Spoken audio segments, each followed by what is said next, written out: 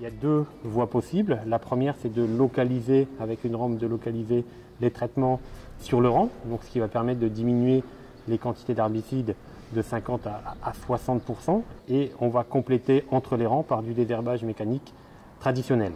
La deuxième voie, qui peut être un peu plus nouvelle, le désherbage mécanique sur le rang, que l'on peut faire à partir du moment où les betteraves ont 4 feuilles vraies.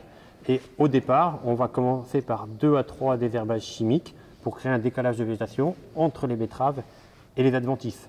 Il y a différents matériels possibles, que ce soit les bineuses avec moulinet, pour travailler sur le rang, les herses et trilles du type tréflère ou rotatives, qui permettent de travailler sur les rangs à partir du moment où les betteraves ont 4 feuilles vraies, ce qui permet de diminuer de 45 à 50% les IFT betteraves. Aujourd'hui, des systèmes de guidage permettent d'augmenter la vitesse de travail, d'augmenter la rentabilité de la bineuse, d'augmenter la précision et également d'augmenter le confort du chauffeur. Depuis quelques années, on voit apparaître des caméras sur les bineuses qui filment les rangs de betteraves, donc il n'y a pas la problématique qu'il peut y avoir dans certains types de terres de traces. Et puis pour finir, il y a le GPS RTK, donc qui est à réfléchir sur l'ensemble de l'exploitation, utilisable sur d'autres cultures et d'autres matériels, qui va permettre de reprendre les lignes réalisées lors du semis par le tracteur par le matériel de désherbage mécanique.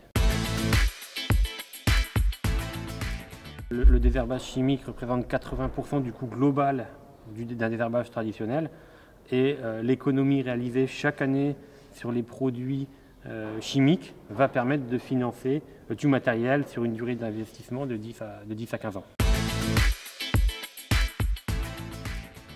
Déjà, le désherbage mécanique traditionnel a de l'avenir en culture de betterave. Et pour aller plus loin, pour peut-être augmenter la rentabilité, augmenter les performances des travaux de désherbage mécanique, il y a l'apparition des robots, un travail qui est réalisé par toute la filière aujourd'hui. Ça permet de travailler peut-être un nombre d'heures plus élevé, mais sans forcément le côté humain derrière. On voit qu'aujourd'hui qu'il y a quelques freins sur la durée des batteries, sur l'autonomie tout seul d'un robot dans une parcelle. Mais par contre, on s'aperçoit que depuis quelques années, il y a des progrès très rapides dans ce domaine. Donc on peut penser que ça arrivera prochainement en grande culture.